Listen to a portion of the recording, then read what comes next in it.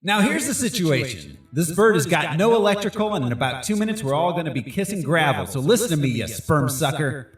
Either you get off your butt and clear us for landing, or I'm going to fly this podcast right up your socket. It's Harmless Phosphorescence.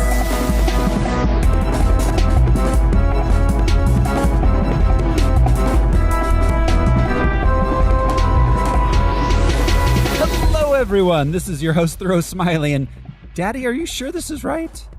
Who's with me this week? I'm Josh Cece, and the wood speaks to me. I'm not bedtime story lady. I'm Andrea Martinez Cece. I'm deloused and ready to go. I'm Brian Lesh. And I am broadcasting wedged in the tub with 19 other people. I'm Alaric Weber. And this is Harmless Phosphorescence. It's the podcast where we watch every theatrically released full-length live-action superhero movie ever made. We gather some research into the production and source material, then we tell you all about it. This show is brought to you by our patrons like executive producers Michael Beckwith and Atticus Burkett. You can be a patron too. Go to patreon.com/harmless entertainment. We got a bunch of bonus content there. We just put up an episode on Jack and Jill, or at least that's what the audio evidence tells me. The recording of that episode was blurry, to say the least. But we've got a surprising episode because we're genuinely perplexed. It's not one of those where like this is horseshit, and there's a lot of like I don't get it. I don't understand what happened. Yeah, how does this happen? What is going on, and why is it going on? Of a woman on meth. Yeah, so many.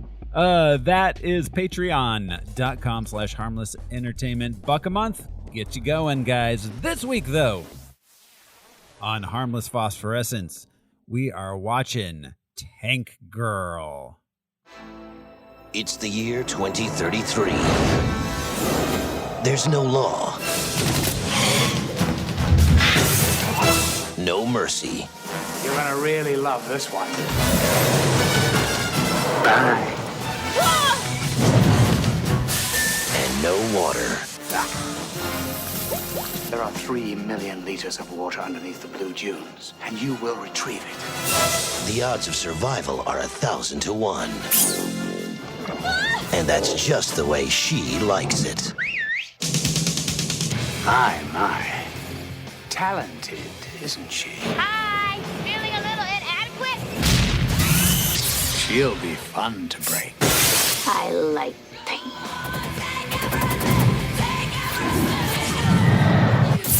Lori Petty. Did I hurt you yet? Ice-T. Turn this boat around and you're gonna get us all killed. And Malcolm McDowell. Just how many of my men did you kill? United Artists Pictures presents. Just say, I won. I won. Tank Girl. What's it like knowing you're about to die? You don't!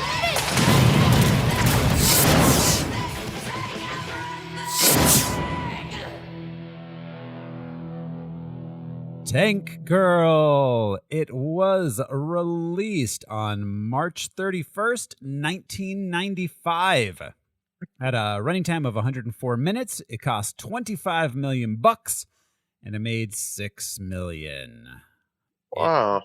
It was a flop. It did not do well. I vaguely remember that, kind of, I think. Yeah, kind of.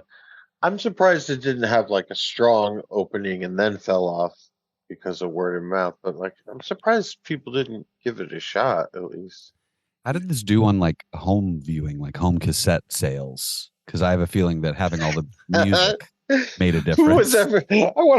There was one guy keeping track of that. I mean, yeah, and they're not going to make up that extra $19 million, I'm sure. Cassette sales. Yeah, no. Yeah, I mean, cassette sales and rentals, I'm sure helped. It's not. I don't know, that information isn't as easily available on the internet as box office is. But that means, everybody, that I think it's time we play the box office top 10 game. This is the game where I will describe the top 10 movies of the week using the box office mojo descriptions for the most part. And the panel here will try to guess what movie I am describing. We ready, fellas? And Andrea?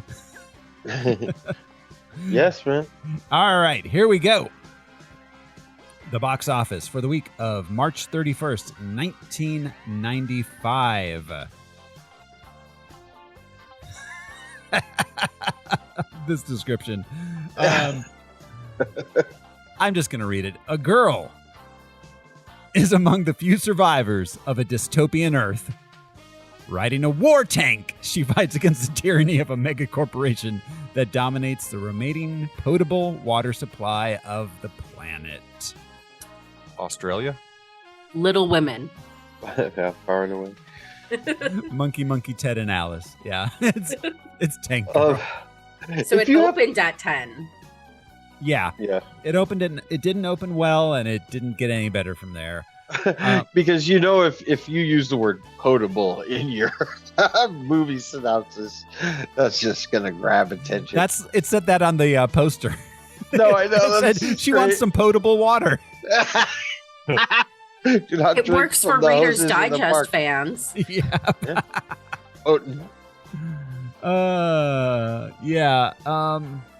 Opened at number 10.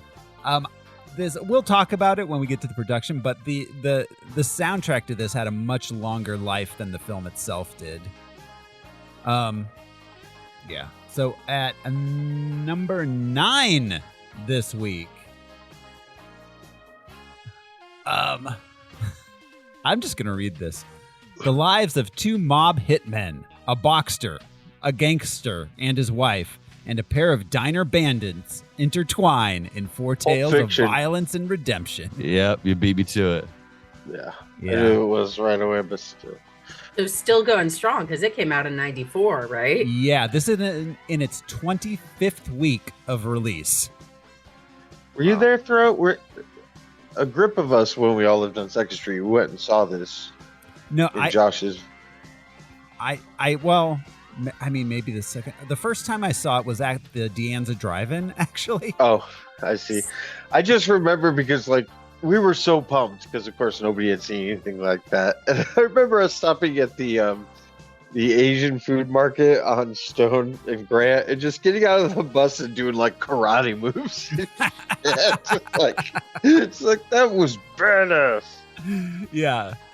No, I totally. There were a few movies in the 90s that came out feeling that way. I remember Fight Club, too. I remember coming out and being like, yeah! Yeah. Totally. Little Women. Yeah. Just doing those karate moves. Coming out being like, we're going to get married. Huh. Baby. At number 8 this week, a young boy refuses to accept his mother's new boyfriend, a lawyer, despite the man's attempts to win his respect. Meanwhile, disgruntled relative of a criminal he prosecuted seeks revenge. Oh, that took a left turn. This star, oh boy. Who's this star? It's a Disney film starring Chevy Chase and Dreamboat Jonathan Taylor Thomas. So this is the movie I thought it was. I did not remember this whole gangster part. So JTT, I was keeping close track at the time. I believe it's called Man of the House. Indeed it is, yes. Man of the House. The tagline, Jack wants to marry Ben's mother, but there are strings attached. I don't know. That's not a very good tagline. I think the mom was Farrah Fawcett.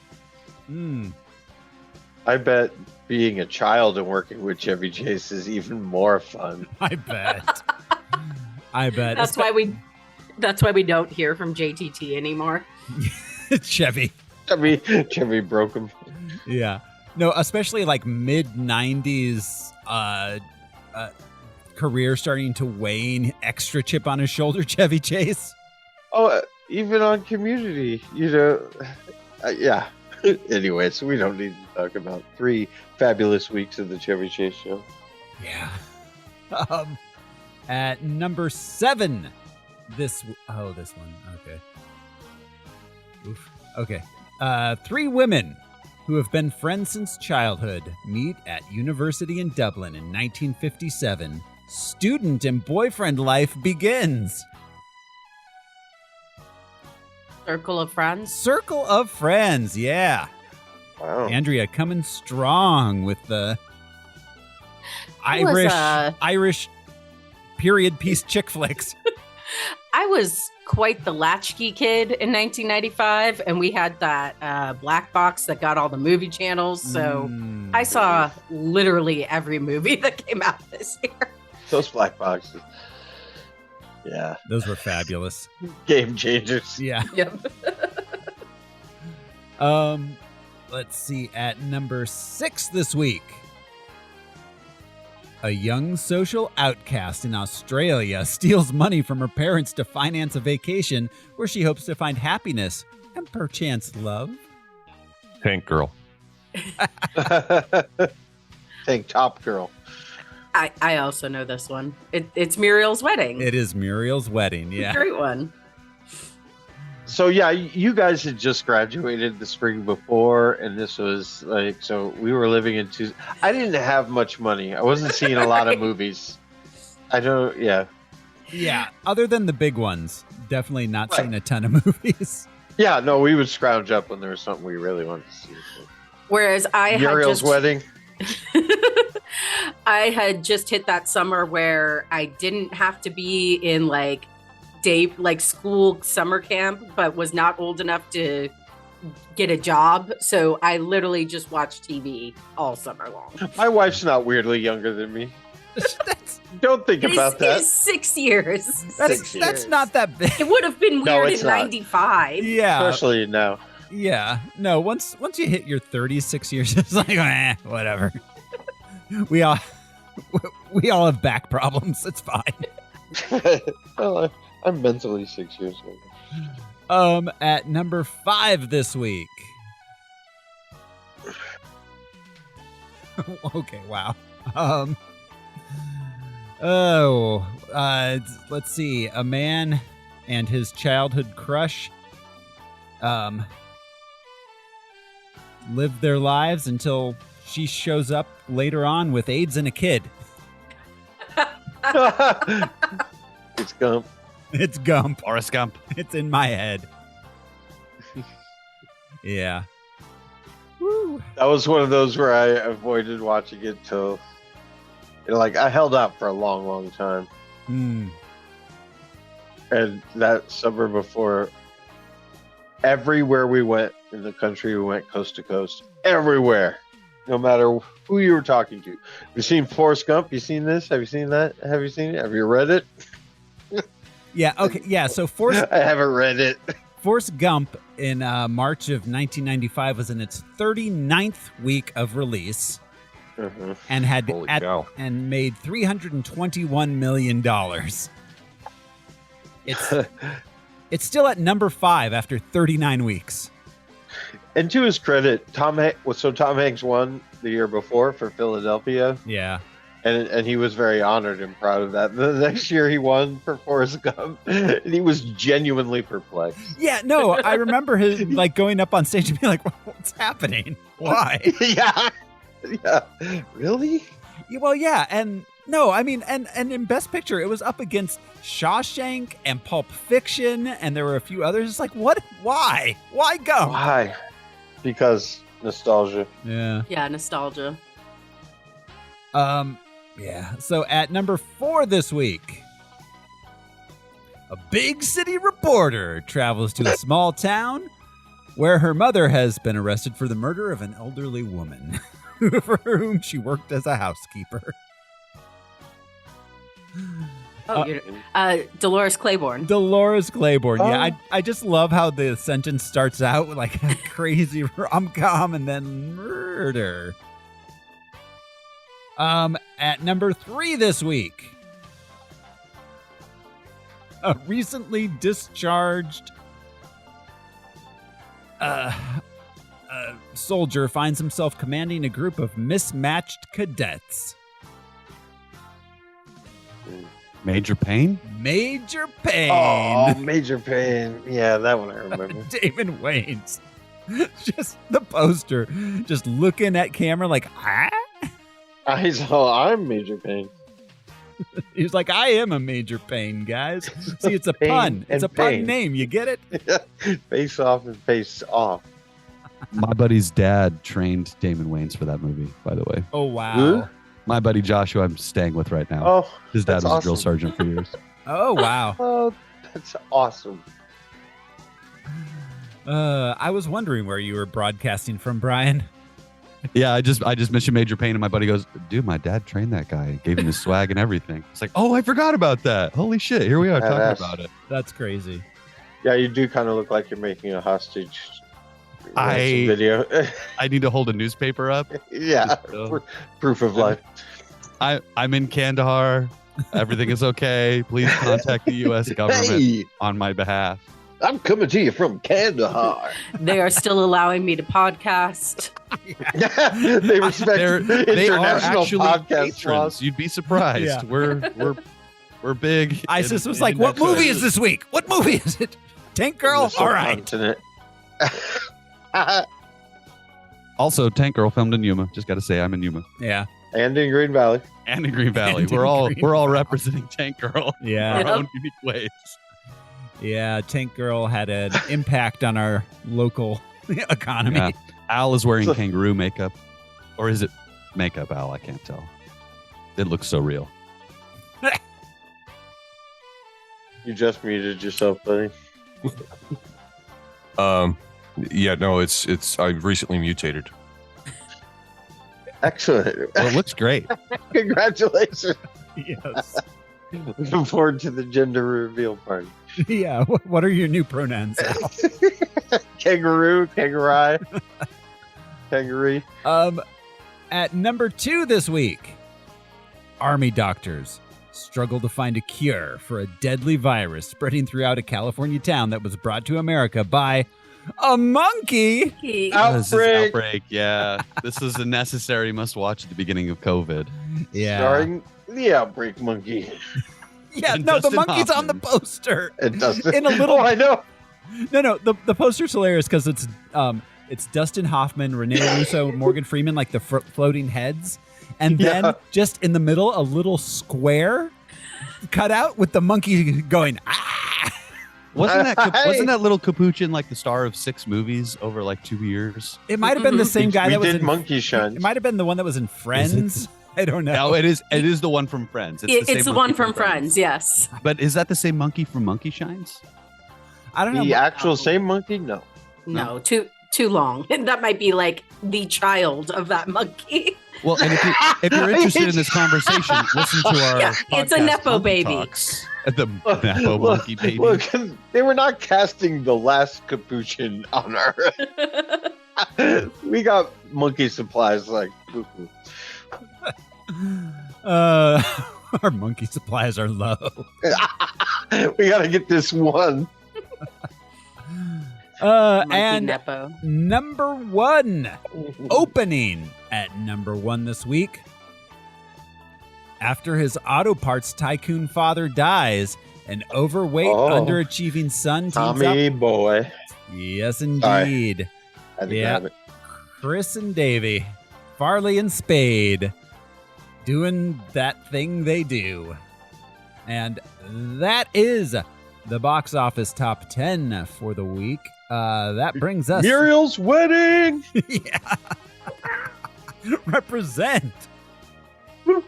That brings us to the character background. Al, Oh, that's me.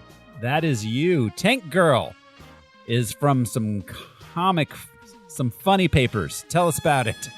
Okay. Okay, Tank Girl was created by artist Jamie Hewlett and writer Alan Martin.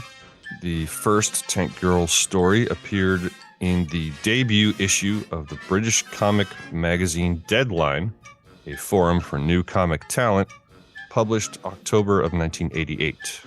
So it's interesting. So 88 to 95, like that's one of the fastest like character creation to feature film turnarounds I think we've had.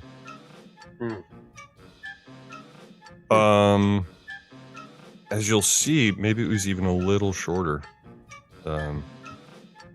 just from audience perspective. Anyway, Tank Girl became quite. Tank Girl stories continued to be published in Deadline until the magazine ended in November of 1995. Tank Girl became quite popular in the politicized indie counterculture zeitgeist as a cartoon mirror of the growing empowerment of women in punk rock culture, a symbol of female rebellion, social upheaval, and rejection of restrictive standards. Tank Girl became the cartoon figurehead in protests against the then Prime Minister Margaret Thatcher's anti-homosexual legislation known as Clause 28, and in London there were even weekly lesbian gatherings called Tank Girl Nights. Fun. In the UK, Penguin Books bought the rights to collect the Deadline strips as a comic book, and in the US, Dark Horse Comics won the publishing fight to do the same. The cover of Dark Horse's Tank Girl #1, published May of 1991, features Tank Girl sporting her iconic missile bra. So, unless you were in the UK, or getting Deadline comics shipped from the UK as an American, you weren't really introduced to this character until 91. Wow. Yeah. So public consciousness, as far as like the U.S. is concerned, like just like 4 years. Wow. I discovered that first issue, #1 and #4. The plastic sleeves still have the Bookman sticker on them, and they were both the resale stickers were dated 1992, so that's around when I discovered it. And being at Bookman's, issue #1 cost me $2.25, and issue #4 cost me $1.50. $2.15.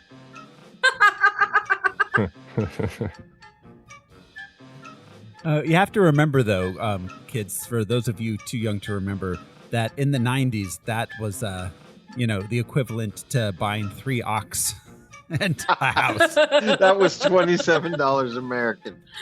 Right.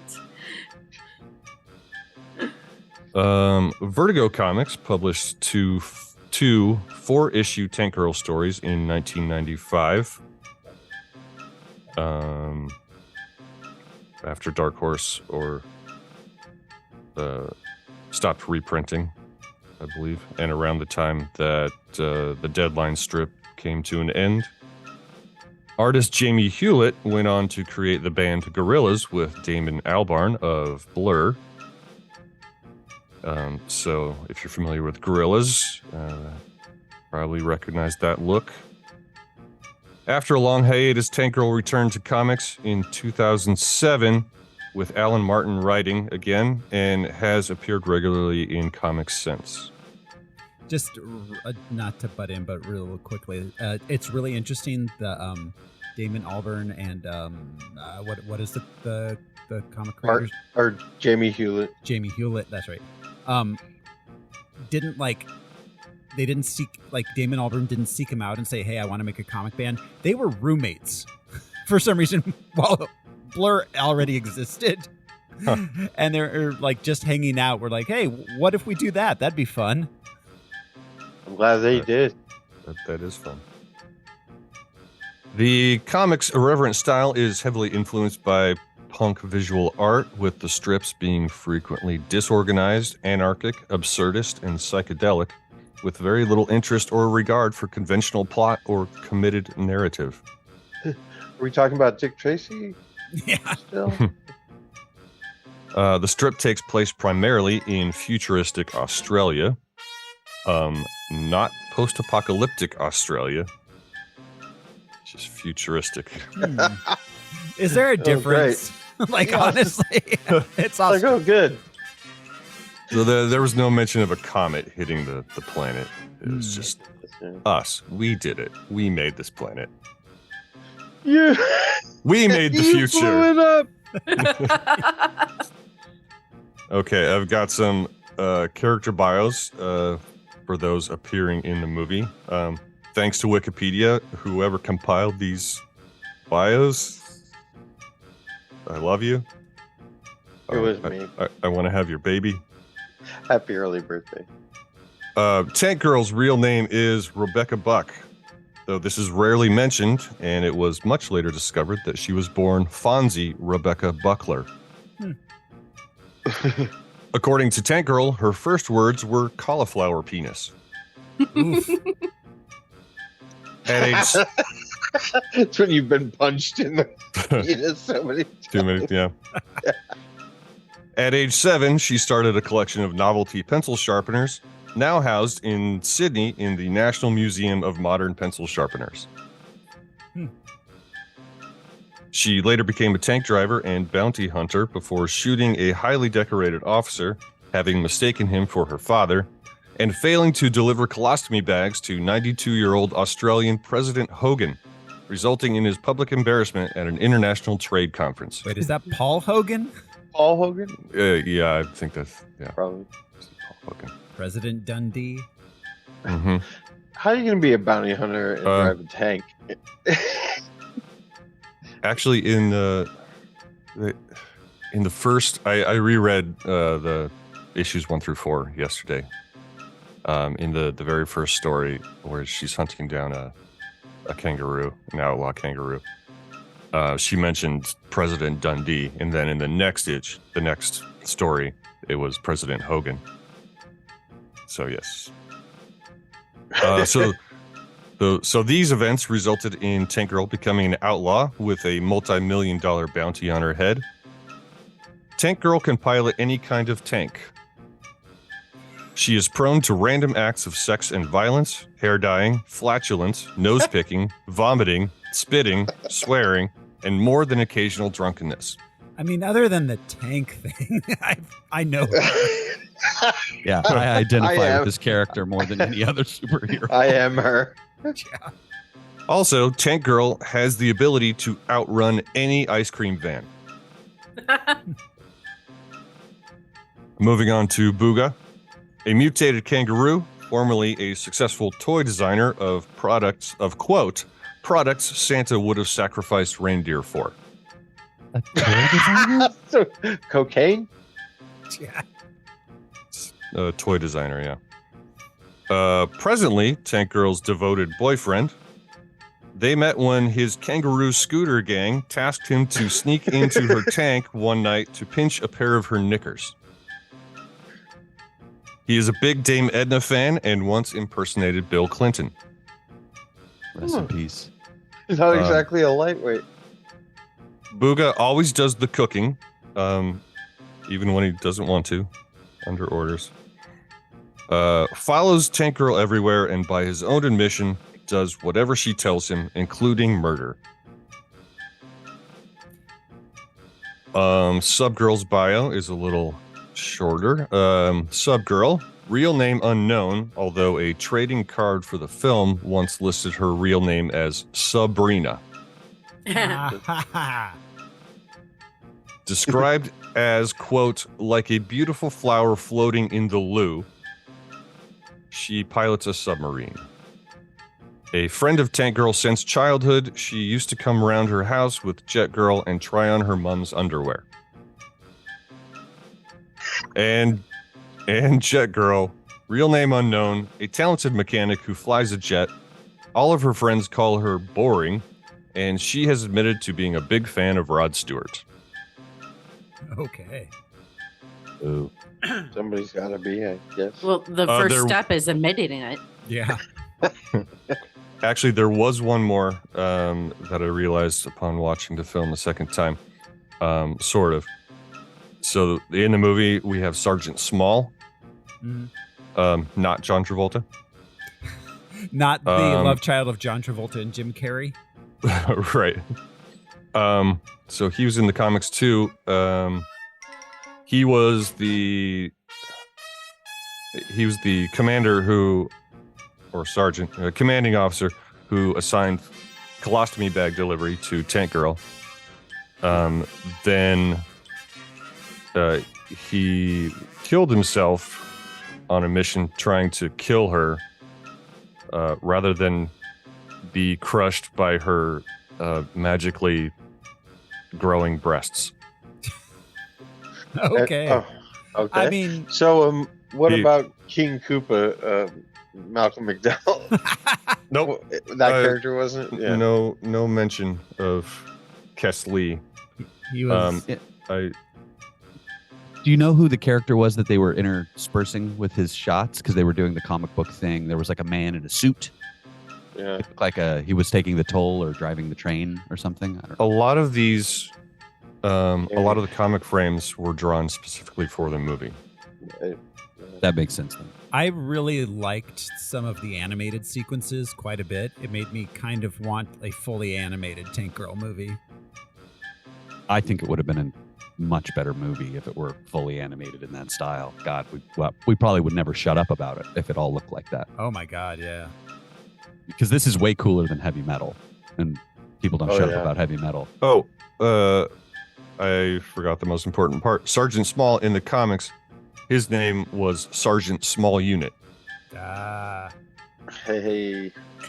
Well, thanks, Al. That is our character background, which brings us to the film production. So, this movie was directed by Rachel Talalay. She was the one who brought it to fruition. She found the comic and decided to try to get it made. She was the director and writer of Freddy's Dead, The Final Nightmare, 1991's Freddy's Dead. She also, and that's the what she was working on when she found this comic. In between, she made The Ghost in the Machine. And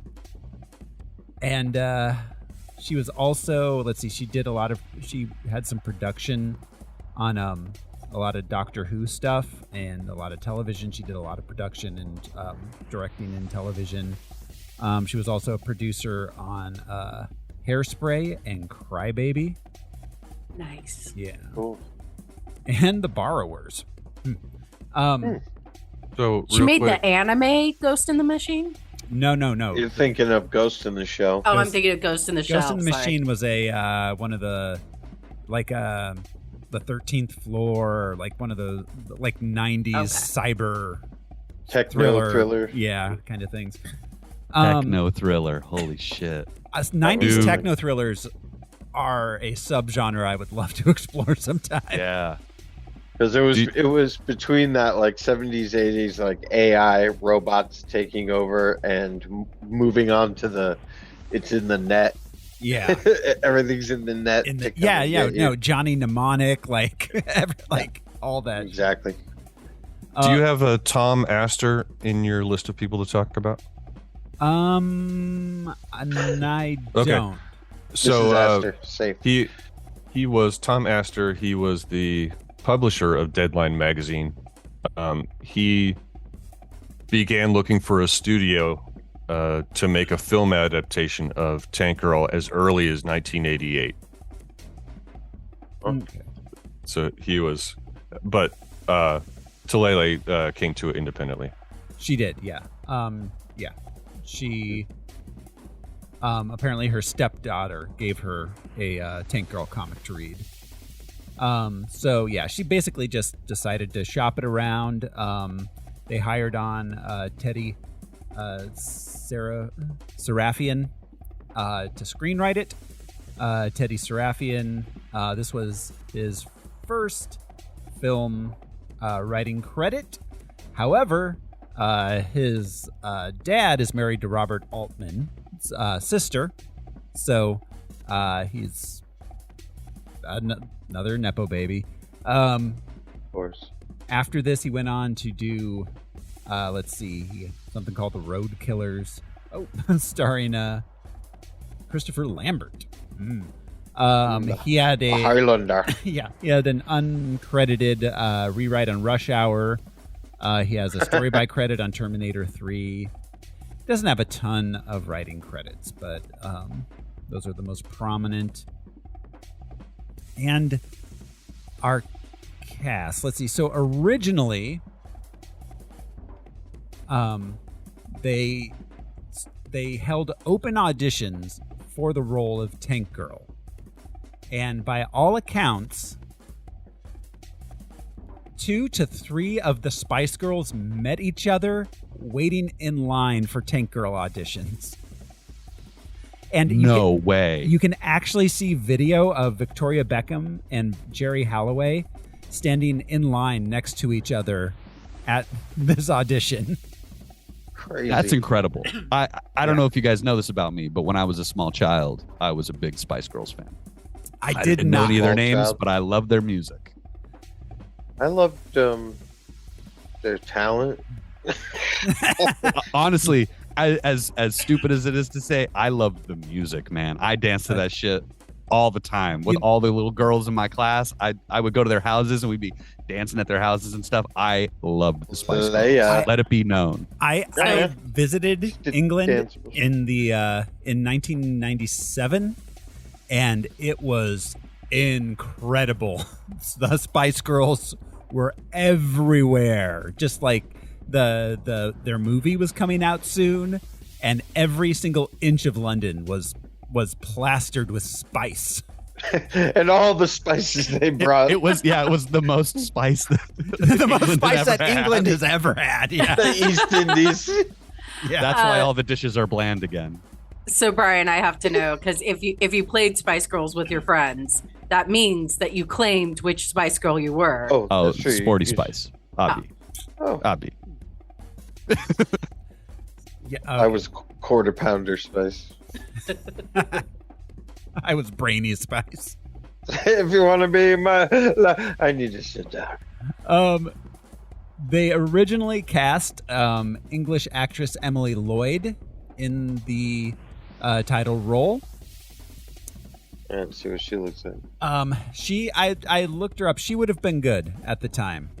She would have been very good, I think. But it seems almost made for Lori Petty. So it does. Emily Lloyd. She was in like there was an '80s indie film she was in called "Wish You Were Here," where she played like a crazy zany lady that loved sex. So she definitely, it was in her wheelhouse. Tank Girl was, but so there was a bit of controversy. She was. Talele, the director, says she fired Emily Lloyd because Emily Lloyd refused to cut her hair for the role. Emily Lloyd says that she was fired because Talele thought she was having sex with the writer Serafian. I believe Talele and Serafian may have been romantically linked at the time. So, that's Emily Lloyd says Talele fired her because she thought she was getting with her man. It wasn't that haircut. It wasn't the shave all of your head except for the edges of it. Yeah, right? I mean, was that the haircut? I had a hard time determining what actually was happening with the hair, but I thought that all but the outside fringes had been shaved. Yeah, exactly. But I don't know if I would do that for money either. I mean, Lori Petty. I've done it for free. I mean, this movie didn't succeed financially. Did not succeed with Lori Petty, who was a known actress, like in the main role. So I can't imagine like it would have been like straight to video if it had also been an unknown actress. It would have had no time in the box office. Exactly. Yeah, Lori Petty was probably responsible for like 3 of that $6 million just by herself.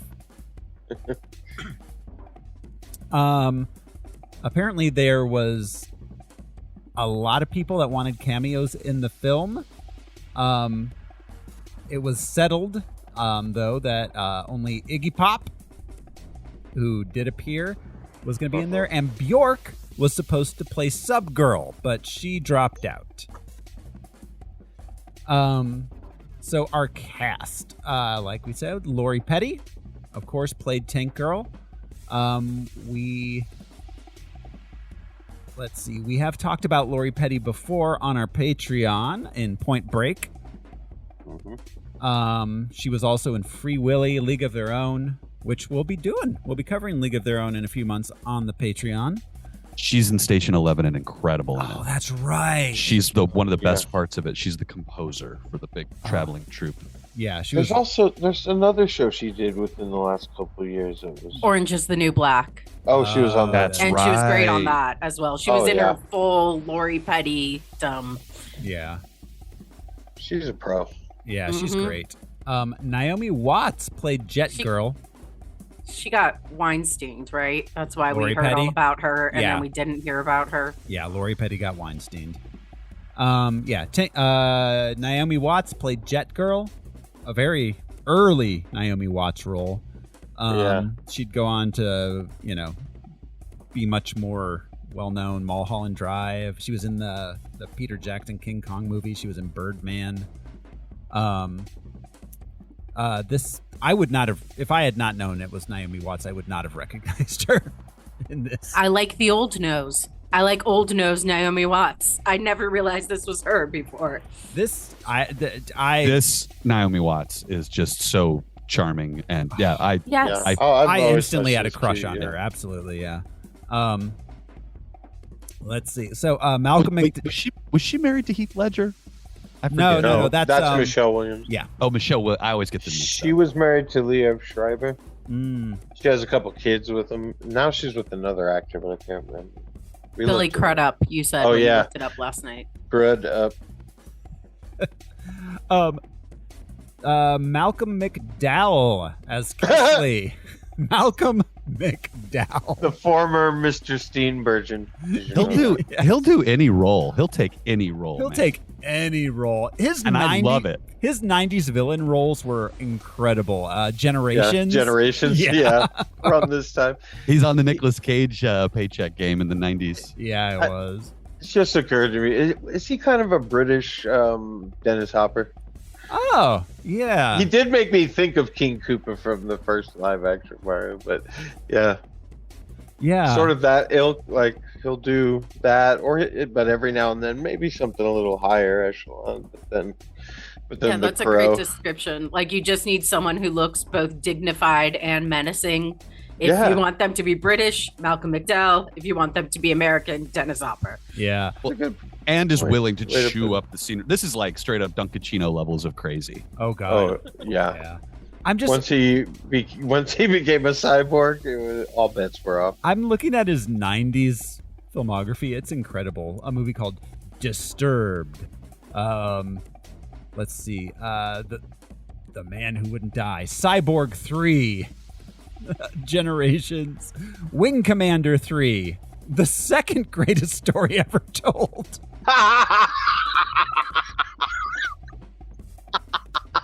That was The Godfather. Oh my God, he was in that live action Fist of the North Star movie. Oh my God, that thing's crazy. I don't know. Oh my God, that would be fun sometime because that thing is insane.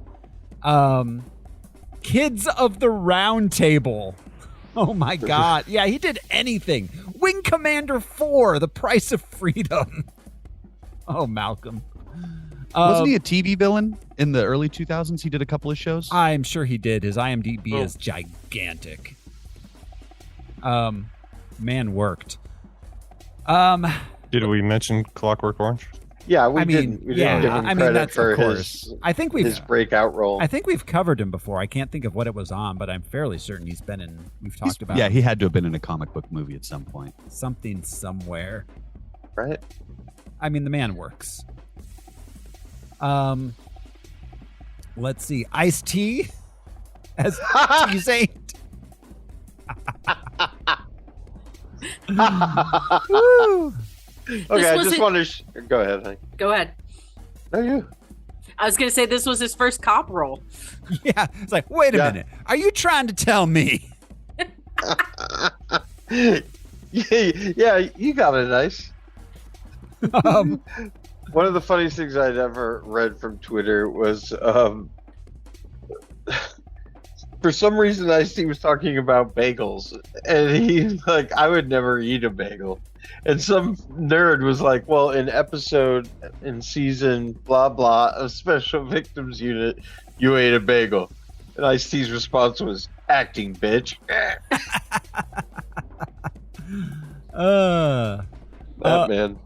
Okay, so yeah, Jeff Kober as Booga, Don Harvey as not John Travolta, Sergeant Small, Ann Cusack, brother of Joan and John.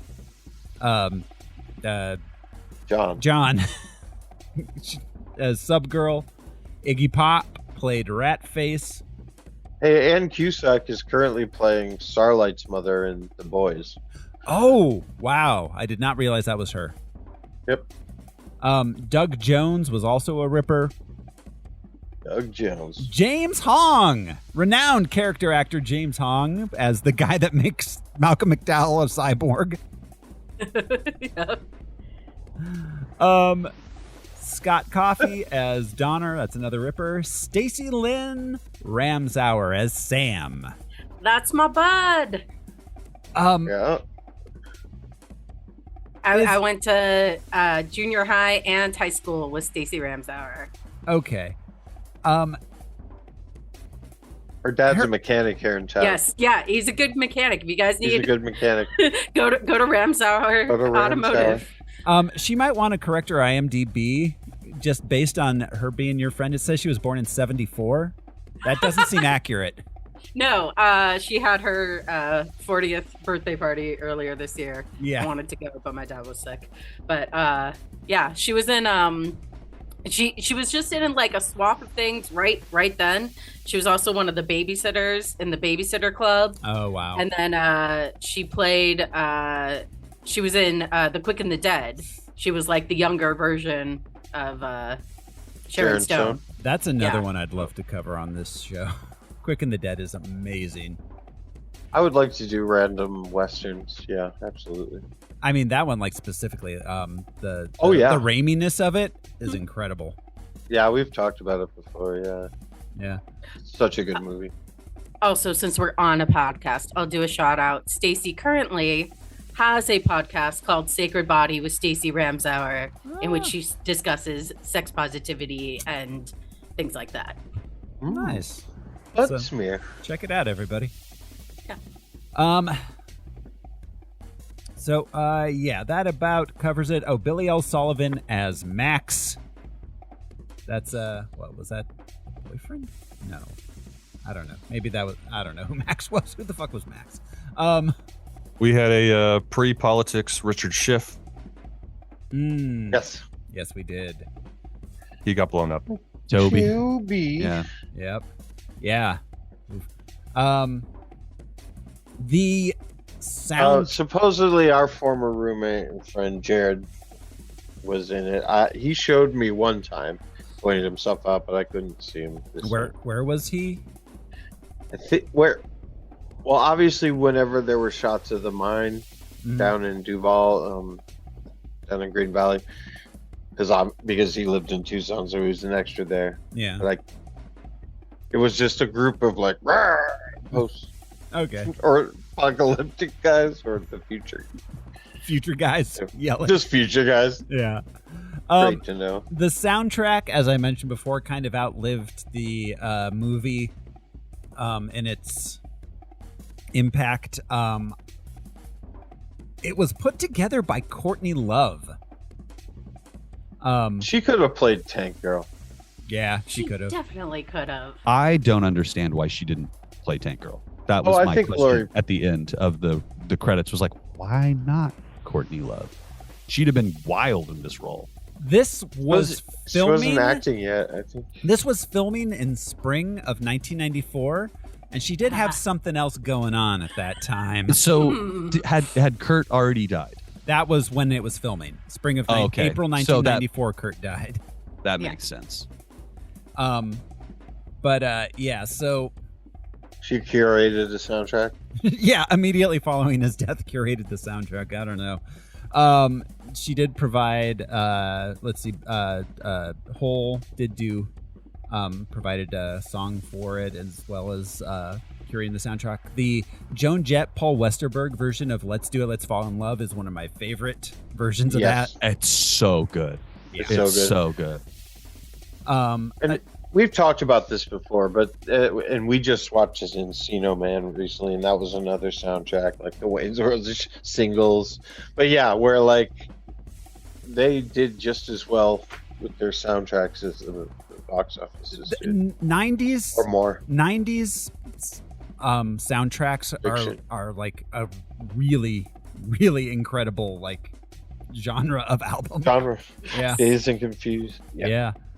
But And I mean, as Adam Scott says in Parks and Rec, it's like my favorite directors made a little playlist for me. Yeah. Yeah. And this one, it includes Bjork. We have Army of Me on there. Devo, The Girl You Want. We've got L7. There's a Bush song. Rhodes, Portishead. Really good Portishead song is on there. Belly is on there. Veruca Salt. Ice-T has one on there, of course. It's an explainer song, too. It's the most out of place part of this entire movie. And there are talking kangaroos. Yeah. He's a pretty shrewd businessman. Oh, yeah. Yeah, you could tell that was a part of the agreement. You could tell when Ice-T had creative control. Like the scene where the kangaroos are all dancing around and he's the only person in the room sitting in a chair. You know he was like, fuck that, I'm not doing that. But both our early 90s gangsta rap ice guys turned out to be very shrewd businessmen. Cuban tea and all the beverages. Yeah. My favorite line from the Ice-T explainer song was, "She's got holes in her nose, way out clothes." We all have holes in our nose. Eyes. Holes in her nose. If I could only come up with the rhyme that says in a major way.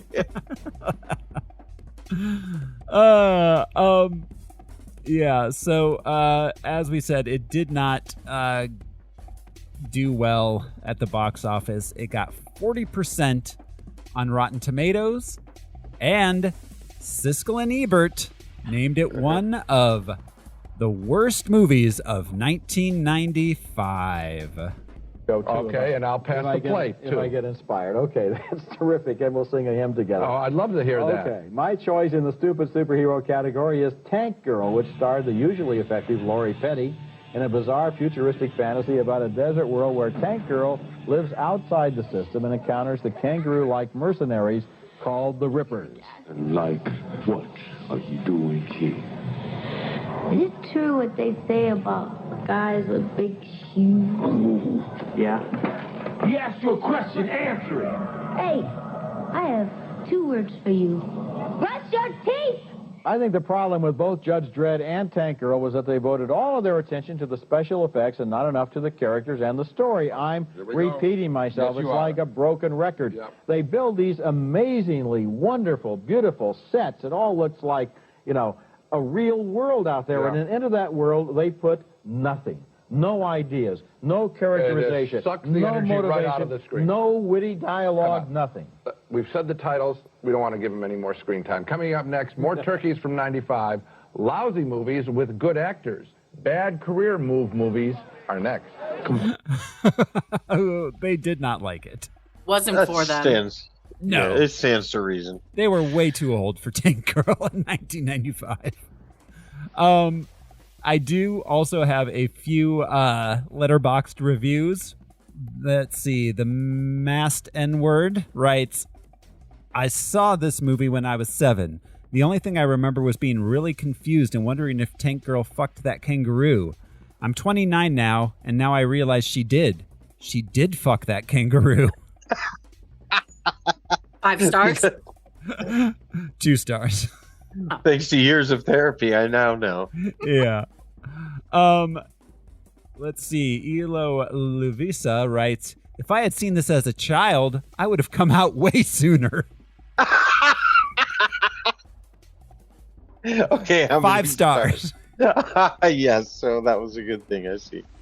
Gazo Lin writes, oh, to be a bisexual girl with a tank in a post-apocalyptic world. 5 stars.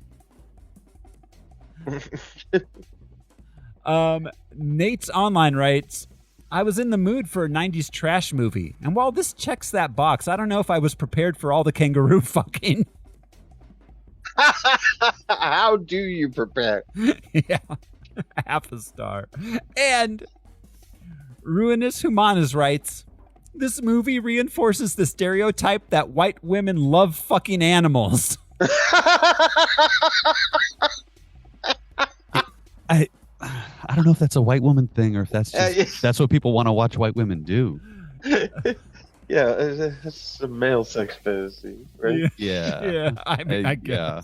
I don't know. I guess. I don't. Maybe the kangaroo is very niche. I guess furry. Yes, kangaroo fucking it's is a very specific bipedal animal. Is a very niche subsection of Pornhub. Well, and there's an element of danger. Have you seen kangaroos? Their upper body strength is fucking insane. They look like MMA fighters. Yeah, they get punched in the head. Yeah. Yeah. Give me an animal I can stand a chance with. Actually, at least they weren't centaurs or something. I'll give them credit for the kangaroo being unique. Yeah, and the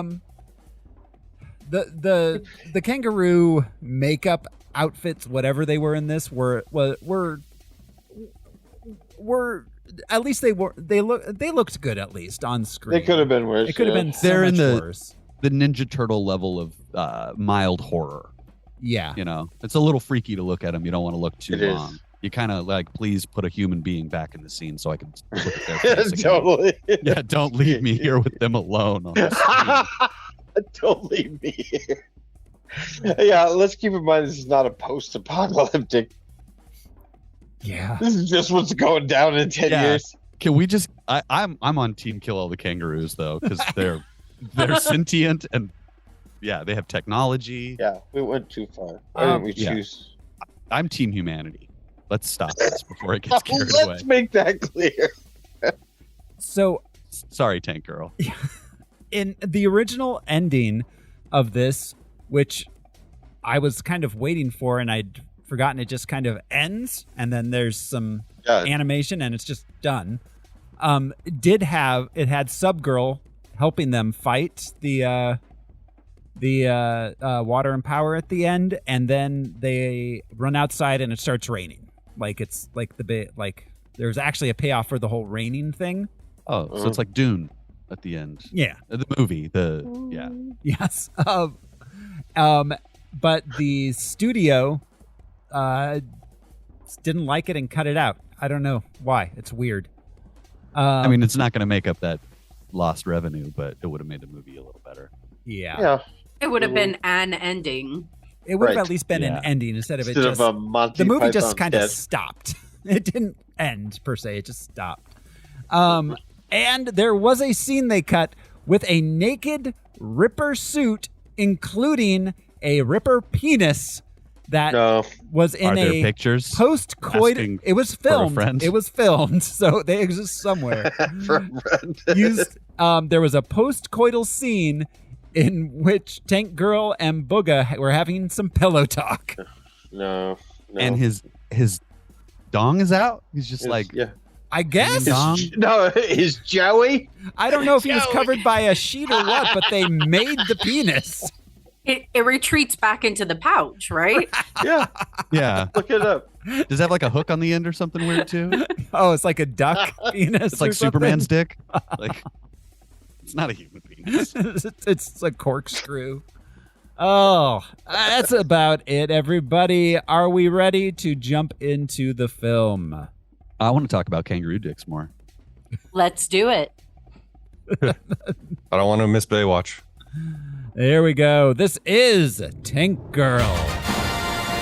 We open with a comic book credit sequence. Then we get a voiceover. Tank Girl tells us it's the year 2033. And everything looks like what we're actually about on track for, honestly. I was going to say. It's the third term of a Biden presidency. That would be the fourth term at this point. He has a holographic head. Woke libtards have turned the world into a wasteland. Everyone's Tank's gay. And transgender. There's been a decade-long global drought after a comet hit Earth. The entire planet's a desert. And what little water remains is controlled by an evil corporation called Water and Power. That all actually tracks. I like the comet thing because it could go either way, I guess. A comet could bring water or it could cook off all the water on your planet. Right. But it's neat. so charming that back then they still needed to cook up a reason. Right. Now you wouldn't even have to say it's just like, there's no more water. Yeah, there's no more water. Yeah. I mean, they've been telling us that it's very close. 2040 is supposed to be the year that we can no longer reverse the damage we've done. Mm-hmm. Yeah, you make this movie today and it would just go, due to capitalism, the world is destroyed. 10 years from now. It's 10 years from now. Just fill in the blanks. This is what's happening. Yeah, I think they did make this movie. It was called An Inconvenient Truth. Yeah. Ooh. That was the problem with Al Gore. Well, no one caught on. Well, it was that Al Gore chose himself to be the spokesman. Well, yeah. Should have I don't know, the Spice Girls or Gwyneth Paltrow. I don't know. Al Gore is Tank Girl. Yeah. Mr. Gore. Since I didn't win the presidency, I'm now going to talk very slowly for 3 hours. I'm boring. That's why things went shit, because I'm boring. I have a weird view of Al Gore because I grew up. My mom had an environmental science degree and loved Al Gore. So I love Al Gore. I think he's very entertaining. I love Al Gore too. We all love Al Gore. Yeah. I love his affect. I love the way he talks super slow, but he's so easy to make fun of. No, big Al thus fan. Not the president. Not so much Tipper. Happened. Tipper can kind of suck. Yeah. Tipper Gore can go Tipper. Fucker, so. I want Al Gore to leave his wife and go hang out with Jay Leno and drive cars and ride motorcycles around. No, I don't care what it is. Yeah, that's what I want from him. I want to see him on TV making jokes terribly. Oh He my should be the God. If straight you ever man to want somebody. to imagine what would I do with time travel and shit like that? Go back and watch Al Gore's speeches from the 2000 convention and what he had planned for his platform and then just imagine that world. Oh my God. Well, I mean, I have so many questions about that world. What does Al Gore do that after 9/11? Yeah, you know, we probably wind up in the same world because I don't know that there would have been a 9/11. That's fair. I don't know that Al Gore had any retribution to designs. George Bush.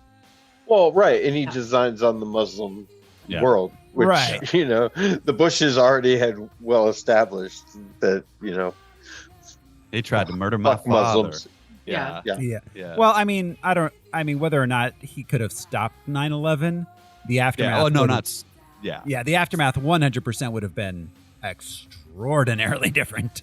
Mhm. I don't know though. I don't know. I think that the left in our country wants to go to war just as much as the right. Well, does. I'm very cynical when it comes to international. It wouldn't the have Clintons happened. did for sure, Yeah. but I don't know that he cared as much. I mean, It wouldn't have happened at all because the planes would have been solar powered and it was a cloud. They would have just sort of bonked into it and fallen down. All it would have taken was scrambling some jets, and nobody's ever explained why he didn't. Well, the minister of Minister of Truth. The minister of truth. No, the secretary of transportation, Ed Begley Jr., who he would have appointed. He would have appointed. That one just car just driving around the country. In The Simpsons, when Ed Begley Jr. has the vehicle that runs off his own sense of self-satisfaction. Yep. So celebrate good times. I will. Yeah. It's still wild to me that he played himself in Futurama. That's amazing. He was on 30 Rock. Yeah. Mid-sentence, he hears a whale in trouble. He's often on Colbert and what's his name show too, the weekly show with John Oliver. John Oliver. Yeah. Oh yeah. Al. All right. Gore, not Weber. Yeah. So what could have been? Yeah. So all right. Yes. So we meet Tank Girl, Rebecca. She tells us about the Rippers, who are a group of violent rebels. She tells us about Water and Power. She tells us that the Rippers raid Water and Power stations. She's riding a water buffalo. Yes. She goes back home to her commune in the Australian outback, where they all have bloomin' onions. They did the thing where it's like when she comes up on her house, then we'll shoot to how the house looked in the comics, and then back to the live action house, and they do that a lot, and I really like that. Yeah, they cut to animation or comic panels a lot. Like Al said, Hewlett drew, stills specifically. So yeah, chicken and egg. Yeah, no, stylistically, this film looks great. I love all of the animation cutting. I like how it had a budget. Yeah, it didn't seem hokey. The closest was the Rippers, the kangaroos, but like Brian said, they did a good job. They were high tech. What they had at the time. They looked as Yeah. good as 1995 could possibly have made them look. Yes. Yeah, the sets. Yeah. Anyways, it was pretty cool. Yeah. So yeah, let's see. We meet, I guess, her boyfriend, at least a dude that she fucks, anyways. And we meet Sam, who's a little girl that she is friends with. Then we cut to Water and Power. We meet Kesley, the head of the Water and Power. He's mean, and he does that thing where he kills one of his evil board members to show how mean he is. Right. in the most drawn out, elaborate, cruel way. My God. Well, and I'm sorry, but what a weird flex to smash your own video screens. No, I was just thinking those have to be expensive, especially in a post-apocalyptic world. So I didn't catch it. At the very end, he's barefoot also, right? He's Yes. walking on the grass, Yes. on the glass. Was he always barefoot, or did we see him take his shoes off? I don't know, but what I found Like hilarious, an evil board meeting, and he's like, "Oh, sorry, boys, I've been resting my toes." what I found hilarious in that scene was he was barefoot but wearing gloves. Oh, It was wow. like, It's like that's the opposite of having sex with your socks on. yeah, His slippers ran up his body. Murder His with hands. murder with all your clothes and gloves without shoes or socks. yeah. Taking life. Yeah, it's the opposite. It's the opposite. of Yeah, that. it's opposite It's really day. important that I flesh this all the way out. Guys. I'm sorry. He went into that meeting knowing that he was going to break glass with his hands and then walk on it with his feet. So He's He very planned it out. theatrical. Yeah. Did he walk through the blocking of it? Do you think he's like, okay, and I'm going to make sure Practice that Jerry's at the far end. Yeah. I'm going to make him Here, walk stand past out the here. crowd. That's why in The Untouchables, Al Capone walks around a round table. It makes more sense. Yes. But put that guy at the end. Well, that information was lost in the apocalypse. Yeah. What It'll take a few Well, hundred years yeah. to get back to round tables. what I This is find just the future. what I find funny is the guy that he killed the whole time just had a look on his face like he was enjoying the whole thing. Like I think he may be into like S&M. Yeah, getting murdered Yeah. fetish. Drink me, and he killed Daddy. him. He killed him because he had secured 95% of the water and did not secure the last 5%. Yeah. So I would have totally lied. I would just say we got it all, boss. Oh, you didn't get the most recent TPS report? yeah. Yeah, it's updated. Got a new It's cover like- letter and everything. Oh, there's 5% missing. How do you know? 5% of what? Yeah, it's like fake it till you make it, bro. Yeah, just, for real. Just water. It's a bunch of water. I got all of it. Yep. So I loved how hammy he was as a villain. If I were you, I would have killed me. no. Now come here and kiss me on Come the here. mouth. Like, He's On got the mouth. I'm not gonna hurt you. I Come here, Kiss me on baby. the mouth. I just have this. What is In the French style. What is that giant knife? Was that made to put clay on something? I don't What was know. that? It's just a I don't know, but pool. also he didn't really use it because he just Nope. watered the dude. Yeah. Right. And it It was was- like spade shaped. Yeah. That whole thing is like a screw the audience joke over and over and over and over and over and over and over again. It's a weird way to play the villain. He's just that weird kid from school that collected knives. Yeah. He would just take them out and be like, roll his hand around. One of my biggest realizations through doing this is just how over the top villains in general are. How just what dramatic bitches they all are. And think of some of the really good villains that we've had, like Killmonger is the one that comes to mind immediately. Mhm. He is theatrical, but it's not his character. Right. He's like, Right. nah, I'm just digging this mask. I'm just Mm. feeling like doing this dramatic thing is going to be helpful, not Mhm. just monologuing. and doing weird villainous things. Like they serve the plot. It's Yeah. interesting the breadth of how bad villains can be. Yeah, absolutely. In this scene, we get the intro of the like water, the filtration thing that sucks the moisture from your body and turns it into water a little extractor. sippy cup. The human Brita. Yeah, the human Brita, exactly. And then I realized then from the Siskel and Ebert clip you showed that this was also the same year that Waterworld came out. Yes. Which had the urine filtration system. Which is opposite. The whole world's water instead of the whole world's desert. Make up your mind. But it was all seawater. So, yeah, we were really, for a moment, we were trying to think of how are we going to get water? Yeah. In 95, we were really worried about the state of water after everything collapsed. And then we stopped worrying. And now we're like, whatever. Fuck it. Yeah, we realized the solution was stop worrying about it. Yeah. If we don't think about it, then we can all just, all right. The solution is to shop. Yeah. Just exactly. What was Michigan. Bush's declaration after 9/11? He's like, go out and spend your money. Yeah. Go shopping. Like don't let everything's this normal. Yeah. No, it wasn't. Yeah. It wasn't like continue to vote, become more involved in democracy. It was like, nope. Come on, keep capitalism going. That's how we win. Yeah. I'd like to say that on theme for this podcast, I am drinking water that was filtered from my dead enemies. Good. She has more than you'd think. It's better when they're your sycophants. You should try it. Yeah, that's true. Some guy who just didn't fudge the numbers right. Now he's fucking gone. Yeah. So you show me the 5% I didn't get. That night, Water and Power attacks the commune. Everyone gets killed except for Tank Girl and Sam. Tank Girl gets captured. Kesley plans to use her to find and destroy the Rippers. This is incredibly dark. Yeah. Also, what's with the murder house in the middle of the desert? This is not covert at all. Mm-mm.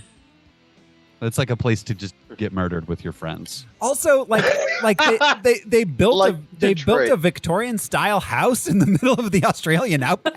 I assume it existed there, and the world is just full of sand. Well, yeah, because we see later on it's like sand covered cities. Yeah. Yeah. You skipped the snip snip scene. Oh, yeah, Toby. Yes. Yeah. The Toby. The where he comes up upon her, Mm-hmm. and she's doing some dirty talk until she realizes. Yeah. To herself. I gotta love an active imagination. Yeah. Because she thinks it's her boyfriend because she gave her boyfriend the army boots that she took off the dead dude. Mm-hmm.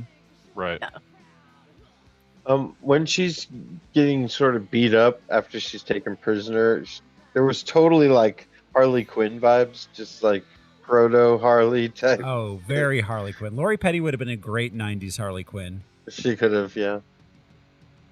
Well, there wasn't one until the late 90s. Oh, yeah. Also in the scene, the like snip snip scene as she's standing guard, she's basically wearing like a Clockwork Orange inspired outfit. She has the bowler hat and then she has exaggerated eyelashes. No. Harley Quinn was 92, Josh. That's when it. 92 was the first. 97. 92 was the first episode of Batman the Animated Series that featured her. Bruce Tim, yeah, gotcha. What year was Deadpool created? Was that 91, 92 also? I don't remember. Because a lot of the writing of this reminded me of Deadpool. Oh, yeah. Yeah, big vibes. Quippy. Yeah. So Tank Girl is enslaved in some sort of mine. What are they mining? Seems to be sand. Oh, hey, real quick, since you mentioned Deadpool, in the comics, at the bottom of the first page of any given story, there was like a monthly Deadpool. And I don't know if they were referring to the character or just who's going to die that week or that month. Oh, that's neat. Yeah. Like the Clint Eastwood Deadpool. Yeah. Yeah. They had a monthly soundtrack and a monthly Deadpool. And Deadpool was created in 90. Okay. 90. While I'm thinking about it, there were a lot of scenes where the music, the score was very like Pink Panther type score. I don't mean just the Pink Panther theme, but from the movies that were, Yeah, it just stood out. Hijinks kind of music. Yeah. Yeah, that was Graham Revell. Graham Revell did the soundtrack, the score. We've talked about him before. Crow, Mighty Morphin Power Rangers, Crow City of Angels. Wow. Yeah. But yeah, he's pretty well known. He's done a lot of movies. So she's Tank Girl's mining sand. It's that they're trying to dig down to the water beds. So she's so they're digging, and so she has to keep like bringing up the sand. Okay. Deeper and deeper into the ground. That makes sense. Aquifer. It's a really inefficient way to do it. When she has her first scene with Malcolm McDowell, and he asks her like, "How many of my men did you kill?" And then when they say it's 8, he has like a little rhyme where he's like, 8, 8, the burning hate. So did he have a rhyme for any number? Like, now he's freestyling. Yeah. If it was 9, was he like 9, 9? That's over the line. 7. Why did you kill Kevin? He made a reference. He made a reference to the 8th day between Sunday and Monday. Yeah, that's right. Darkest. Yeah. Yeah. The one that the Beatles foretold. It's the murdering day.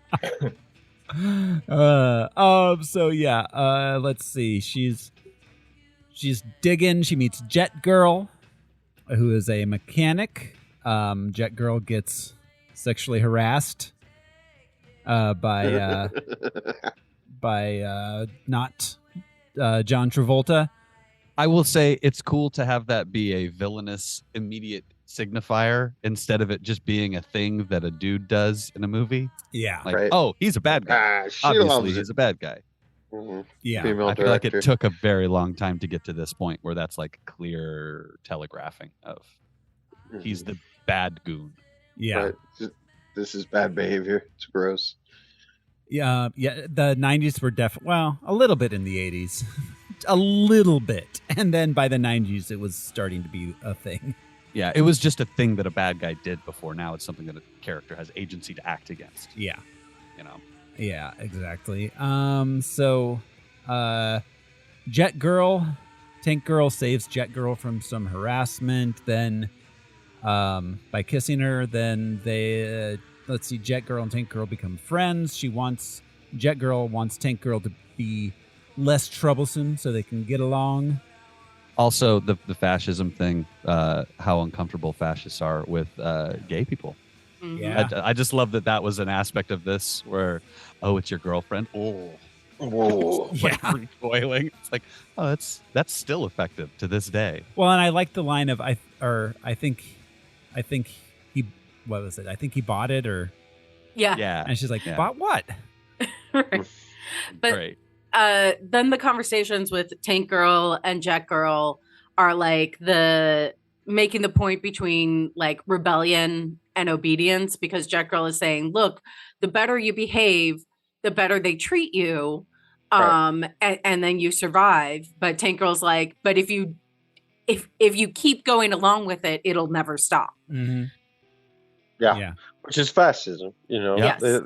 They don't like nonconformists, which obviously queer individuals are nonconforming. So Yeah. step out of line, or else you prove anyone can step out of line. Mm-hmm.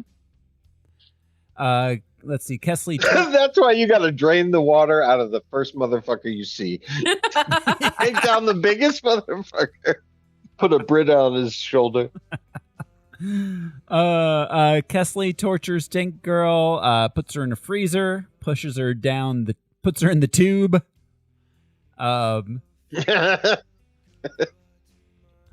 Then, after a water and power outpost gets destroyed by the Rippers, Kesley takes Tank Girl to lure the Rippers out into the open. They put a tracking device inside her. Then they get attacked by the Rippers. The fight does not go well for water and power. Kesley loses his arm, in addition to other things. The doctor said his face was completely gutted. Yes. Although your face does not have guts. He might never see again. So what you're saying is they took his face off. His face off, yeah. Which was the fashion at the time. Do you know, Thoreau, was Malcolm McDowell like, look, I only got this many days. I'm going to do 2 scenes and the rest I'm going to phone in. Because he was definitely not on set. That was not Malcolm McDowell anytime it was not showing his face. Like, because they set you up for like a big face reveal. And then it was just Malcolm McDowell again, which we find out it's a holograph, but whatever. He was just not on set. Absolutely. Yeah. It was like Bill Murray in Ant-Man 3, where it's like, yes, like he disappeared after lunch. Just didn't come back. Yeah. So, all right. Let's see. Tank Girl and Jet Girl escape during the attack. Jet Girl steals a fighter jet. Tank Girl steals a tank. Which apparently the tank shows signs of sentience. It seems like it's an autonomous tank. It does for a moment, yeah. After they fix it up somehow. Yeah. They fix it up, decorate it. Then we get an extended... There are some overt cartoony things. And I mean, obviously, there's lots of even panels of a comic book, but I mean Looney Tunes-esque, cartoony shit, especially her pretending to be different characters so easily. So Bugs Bunny-y. Yeah, very much so. That's like the Deadpoolness. Like, very... Yeah. And the way that her hair and clothes change in a way that defies logic. She'll be in the same scene and suddenly everything's different. Mick that's just Jagger cartoons. level costume changes. Yeah. How did he do that? Mick Jagger's like, listen, I warned you. If you start me up, I will never stop. Yeah, I saw him live and I can attest to that. There are parts of the movie where it's her scalp that is shaved off, and then she just has the long hair, which makes the most sense actually for post-apocalyptic times, because you can't wash your hair, so you don't want to get lice and shit. The future. But then there's other scenes where it's the bottom of her hair is shaved off, and she just has hair on top of her head. Yeah. Huh. Interesting. Yeah. We get an extended animation sequence of them just being cool. Then we cut back to Kesley. He's back at Water and Power headquarters. And James Hong shows up to give him a robot arm. I'd use my robot arm for good. So all those soldiers died back at the facility. Kesley was very badly mangled, but Sergeant Small made it out unscathed. Yeah. Yep. It's all not the face. Was he hiding under a rock or something? He hid in that tube. Yeah.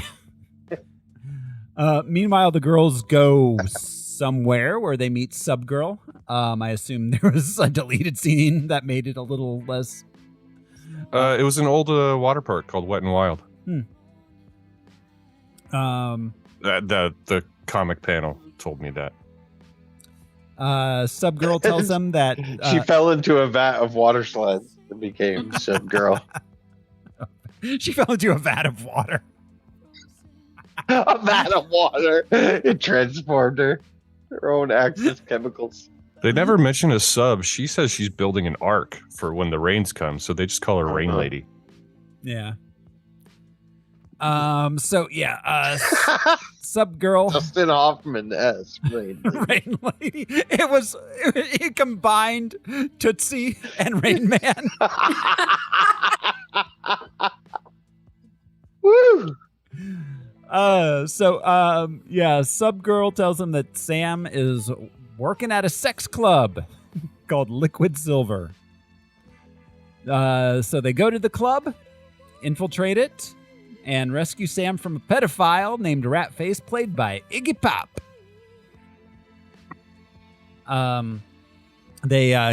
Did you in the room where the outfit room? Yeah. Where she's doing all the costume changes. Did you notice the women in the walls? Yes. Like they made real women stand in those walls topless. Yeah, they did. They really did. I thought they were fake at first, and then I saw one of them breathing. And then when they do the fast motion thing, you see them moving around quite a bit. The wall chicks. The wall chicks. Wall-to-wall chicks. Yeah, so she makes the madam sing Cole Porter tunes, and we get a whole kind of Busby Berkeley.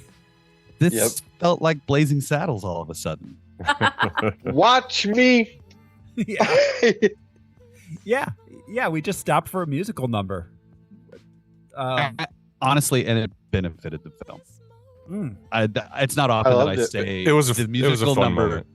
picked up the pace of the film and started to improve where we were headed. I like Sergeant Small or whatever his name, but he's like, that sounds like Cole Porter, and then he says he hates Cole Porter. It's That like, was so nobody funny. hates Cole Porter. Yeah, you can't hate Cole Porter. Like, you don't think about it or you like it. Yeah. I want to shout out just because I had not watched this in a while. And I this movie came out before I transferred school, so I didn't know Stacy when I saw this movie and knew her later. But she's so little, but she has this adorable delivery during the musical number where she goes like, everybody. Oh yeah. Like, everybody starts. Everybody. Nobody joins in. She was great every time she was on screen too. She was. Yeah, absolutely. I don't know Smear. her, but yeah, it was funny to find out that you knew her. Butt smear. Yeah. Butt smear. Yeah. I liked the peanut dick. Like, that was a roast. Yeah. That was For vicious. real. I Yeah. haven't seen your peanut dick either. Yeah. Yeah. During the number, water and power troops show up. They break up the performance and recapture Sam. Like, immediately. She immediately gets recaptured. Tank Girl and Jet Girl wander the desert searching for the Ripper's hideout. They find it underneath the sand. They're underground. Initially, the Rippers, who we discover are half man, half kangaroo super soldiers, created through a genetic experiments by a guy named Johnny Prophet. Okay, one of my favorite jokes. Ice-T angrily is like, how much did they pay you to find us? $2.15. Well, while they're on nitrous. Yeah, just her just committed delivery to that little improv line. Well, I and love just being the subject of torture and having a laugh at every moment. Oh yeah, that's what I mean. There's the Harley Quinn-ness of it. Like, I don't. Yeah. This is fun. This is fun for me. Yeah. Okay, so The girls are passing the gas mask back and forth. Yeah, nitrous. It was popular. all right, so I'll say at this point why I like what this movie, like what I remember it meaning to me back when I saw it as a adolescent girl. That like this movie blew my mind. Like, I know that there's so many things wrong with this as a movie, like narrative, all that shit, but like seeing a lead female character who was fucking badass, who was sexual but not sexualized, and who, as opposed to like other femme fatales, like, you know, fucking Bond girls or Barbarella, like didn't use her sexuality in a way of like, oh, seducing men. She exploited the idiocy and exploitive nature of men to her advantage to then like gain power. And it was, I don't know, it was just something like just so refreshing that I remember seeing and I fucking fell in love with. And anyone who like knows me, who knew me in high school, can see that like just aesthetically this movie had quite an effect on me. When she's first captured and being transported on the plane, she offers an oil change. Yes. And then insults his manhood and snaps his neck with her feet. Yes. Badass. Well, and no man is coming to save her. Right. Oh, absolutely not. Yeah. And at no point do you think there is. Right.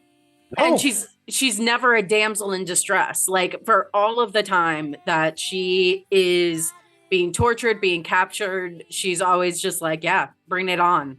Yeah, no, this is like the best version of that, like it's like a manic pixie dream girl the riot girl. Yeah, the riot girl, but like it's like the manic pixie dream girl who exists just for herself. It's like the best version of Harley Quinn without all the weird like Joker subtext. Mm-hmm. Yeah. Also, and we had mentioned Courtney Love, how she could probably do this, but that was also her big thing where using sexuality to subvert sexuality in a way to make men uncomfortable. You know, but bright red lipstick is a male fantasy, but not when Courtney Love or Tank Girl use it. Same with the bleach blonde hairdos and shit. Like, you know, the feminine physique is sexy. So she's still sexy, but taking that, like, I'm going to wear a dress. I'm going to wear nylons, but I'm going to cut them fucking up in front of you. And, you know. And that haircut is intentional. It's supposed to make you question everything about it because femininity, so much of it is tied to the hair that people have on top of their heads for some reason. This idea of interrupting the male sex fantasy. Like he's trying to undress you with his eyes, but he can't get over how freaked out your hair makes him. Yeah, it's specifically for fucking with the male gaze. Yep. Yeah, the whole fuck your beauty standard. Joke's on you. I'm into that shit. Of the whole thing. Yes, exactly. Yes, so are we. It's like she's wearing a satin slip and army boots.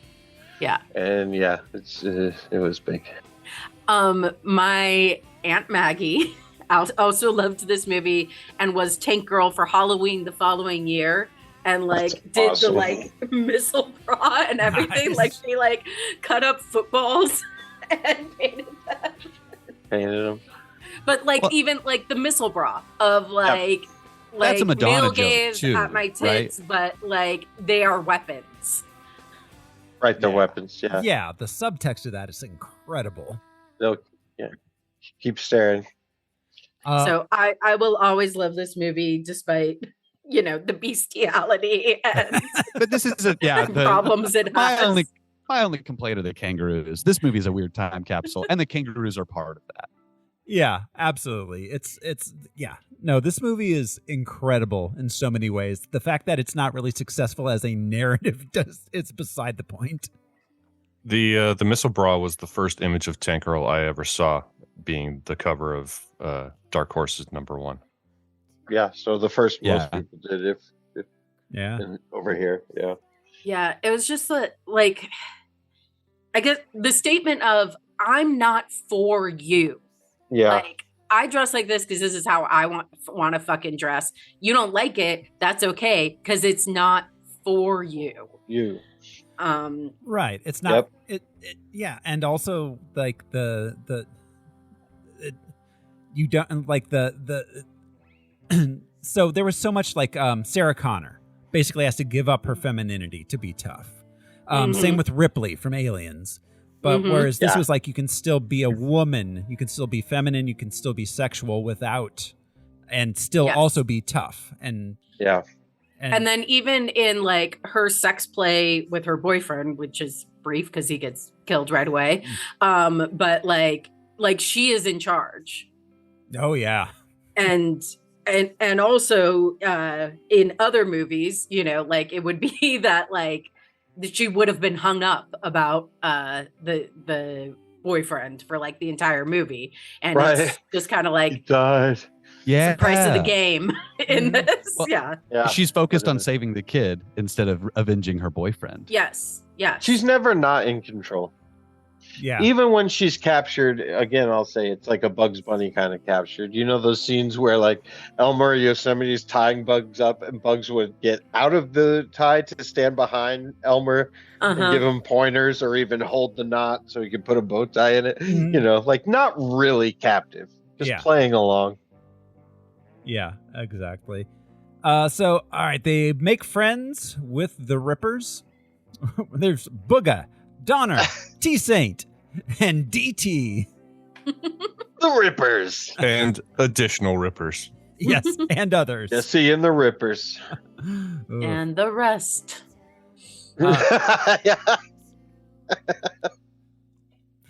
We all signed kangaroo NDAs.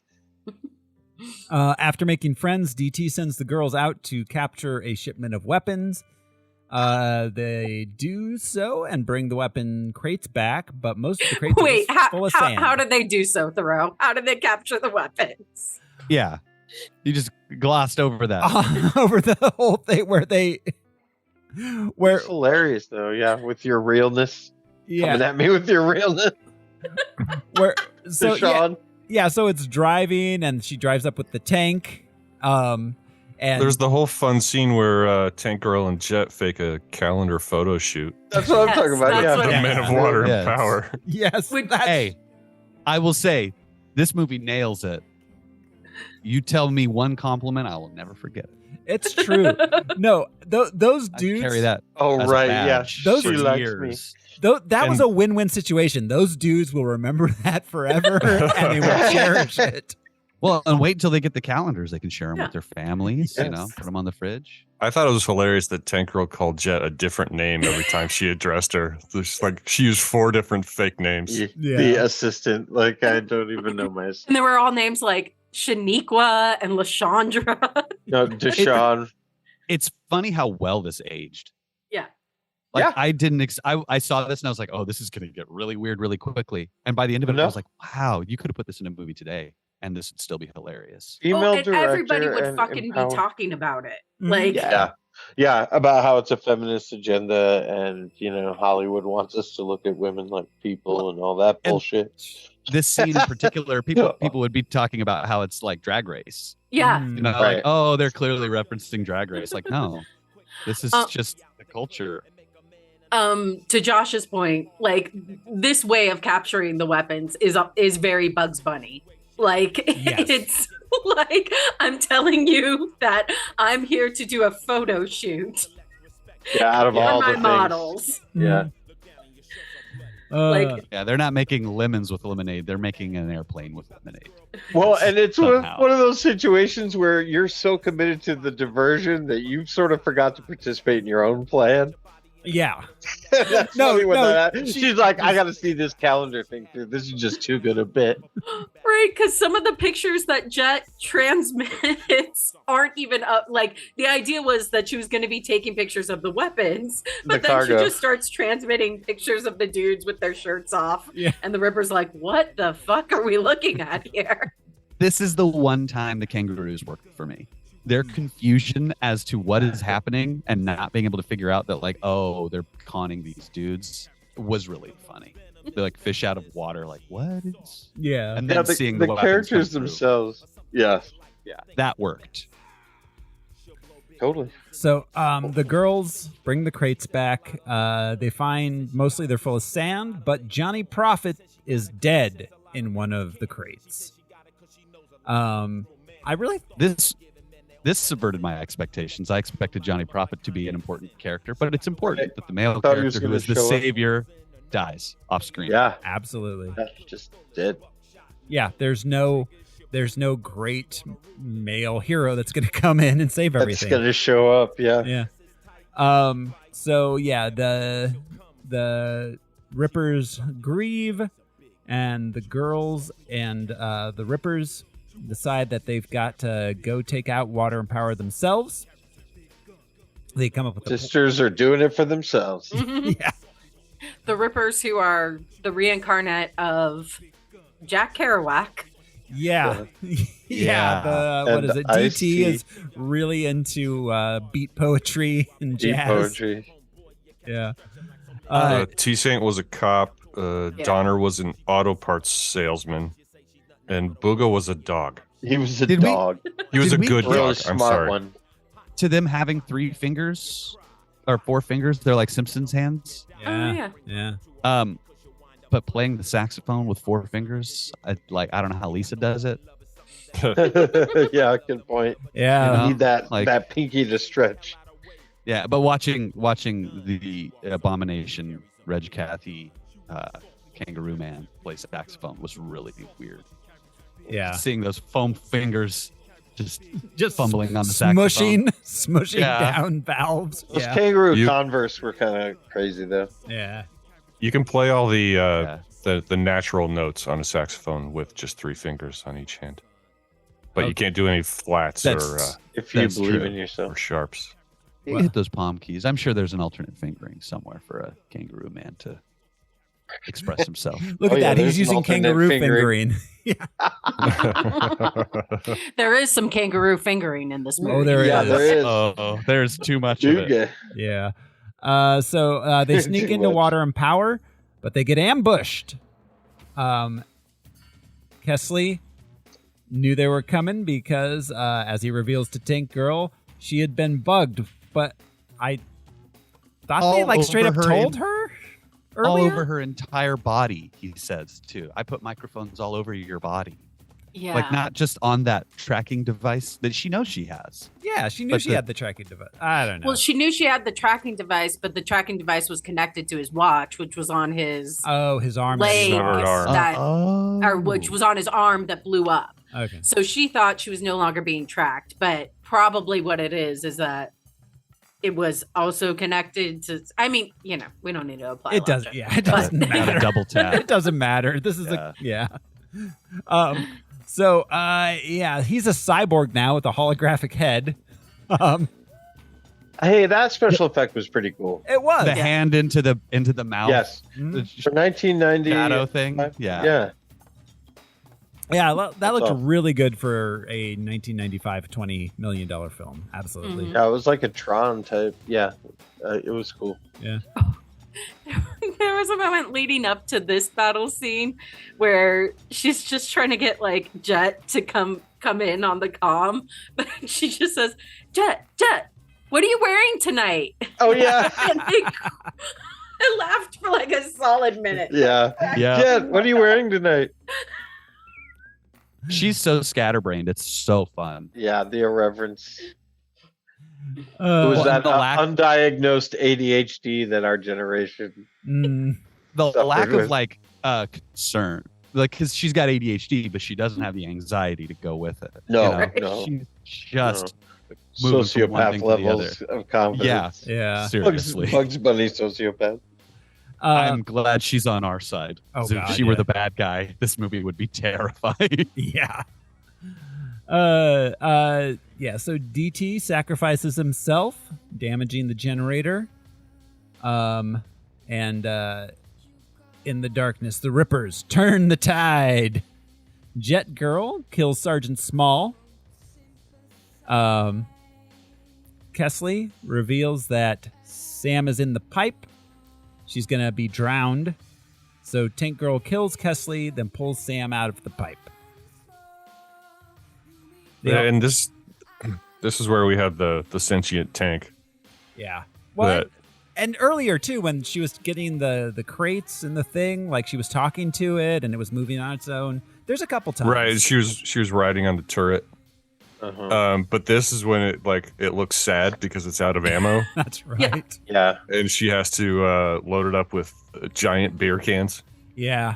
That beer oil can cans. thing was very cool. Yeah. I thought Yeah. that was a cool touch. Yeah, killing with beer. Did she say this is a waste of beer or something? Yeah. It is. Waste of good beer. It is. As a guy Especially who then when loves beer a little too much, that hurt me. you know that Eric Idle joke. What is Australian beer and having sex in a canoe have in common? It's fucking close to water. Yep.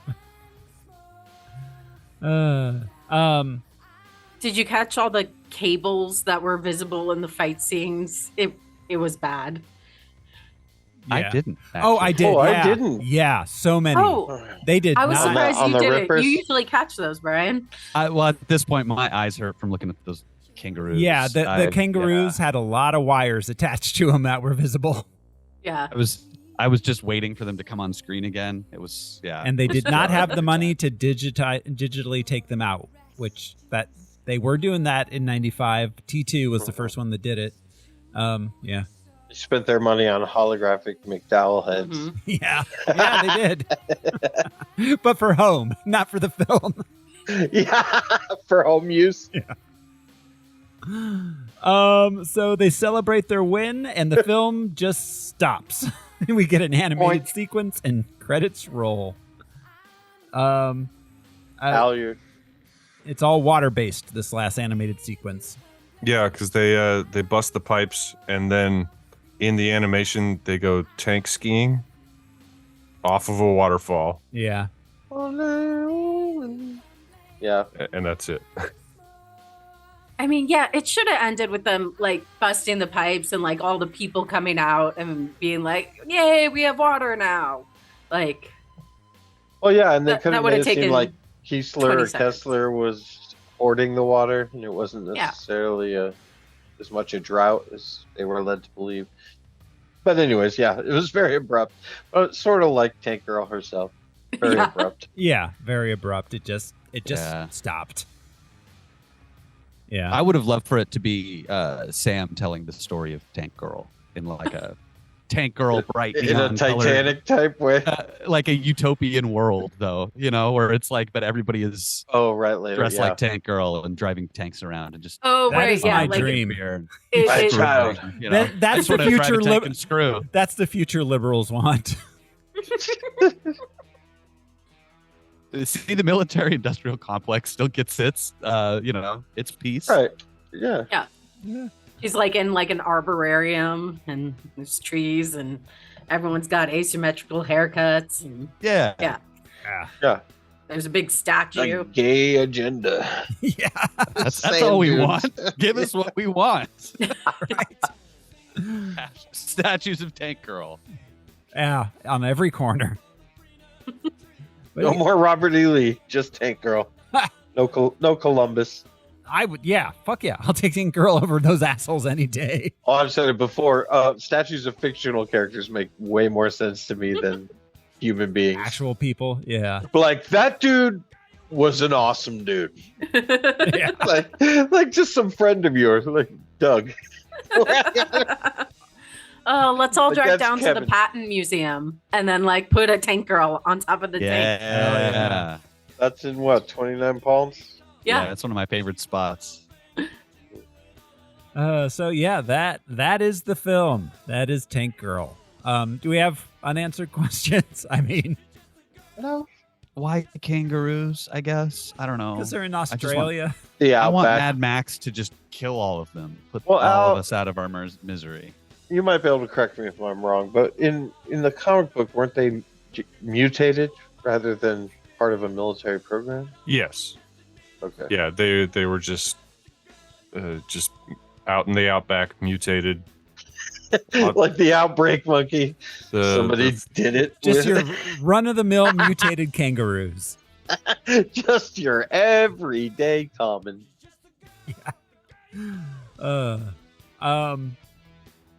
Yeah, I don't know. I don't have any unanswered questions. I feel like of all the films we've watched that make the least amount of sense, this one calls for answers the least of any of them. Yeah. Yeah, you just accept it. And any holes in the plot, you're just like, yeah, it's fine. Yeah. Yeah, they spend so little time trying to create any sort of actual continuity, it doesn't matter. It's super unapologetic about it, too, which makes it Yes. okay. Yeah. If it were trying to make any of this make sense, I would have so many questions. Yeah, Mm-hmm. absolutely. So background-wise, this Tank Girl was very dissimilar from comic book Tank Girl. But one of the things I loved, they threw a lot of Easter eggs in. for those who read the comics. The sign that said Kant Yeah, instead of tank. at that one point. The stuffed dog that Booga is holding when we first meet him, that was from issue number 4. It talked in the comics. But yeah, just a lot of little things laying around. The set designs and the costume pieces were very inspired by it's comic book brought to life. Yeah, very much so. You said so. I think he was consulted with a lot. Hewlett, that is. Yeah, I think they were consulted a lot with even the writing, but a lot of the writing was ignored by the execs. The director said she and Martin and Hewlett were very in sync until the studio made significant cuts to the film. Yeah, I think the studio may have messed up a fair chunk of how well this film made sense. So is there any will or desire or effort to get another one of these made? Or have there been animated anything like this made? Or is this it? This is the one Tank Girl property that's not comic book. If this had been a series in the 90s, oh my God, it would have been like, we'd still be talking about it like Buffy. Absolutely. Yeah. Oh, yeah. So it was reported in September 2019 that a reboot of the film was in early development with Margot Robbie's production company, Lucky Chap Entertainment, who optioned the rights from MGM. She has stated publicly that she'd like to play Tank Girl at some point. Is she Australian? She is. Or is she British? She's Australian. She's yeah. Australian? Yeah. Oh, shit. Oh, she is Australian. Yeah. So if it's in Australia, she should actually be Australian. I love Lori Petty's voice. I could just drink it in liquid form. But Margot Robbie with an actual Australian accent. That's Bodhi. They call him Bodhisattva. $2.15. Yeah. So good. So, yeah. I hope that happens. Yeah. No, I'd be down. Absolutely. I'd love it. I want Lori Petty to play a part in it. That'd be great. Yeah. Yes. So that's about it for Tank Girl, which means it is time to reveal that next week on Harmless Phosphorescence, we will be watching Barbed Wire, another 90s post-apocalyptic female-led film. Will it hold up as well as Tank Girl? We'll see. Wow. Pamela Anderson's Barbed Wire. Yeah. That's next week on A Harmless Phosphorescence. Until then, thank you everybody for hanging out with us. And listen, if you want to torture me, spank me, lick me, do it. But if this podcast shit continues, shoot me now, please. I'm your host, Thoreau Smiley. Hey, it's been swell, but the swelling's gone down. I'm Josh CC. I'm Andrea Martinez CC, and I vote we get crumpets and tea. I'm Brian Lesh, and I'm going to go put my kangaroo suit back on. Failure to recycle bodily fluids is a violation. I'm Alaric Weber. It is. The secret the British don't want to tell you, crumpets are just English muffins. Bye. We'll see you next time, everybody. Bye. Happy Coronation Day. Amanda's sausage fingers. Maybe even you and I might do it. Let's do it. Let's fall in love.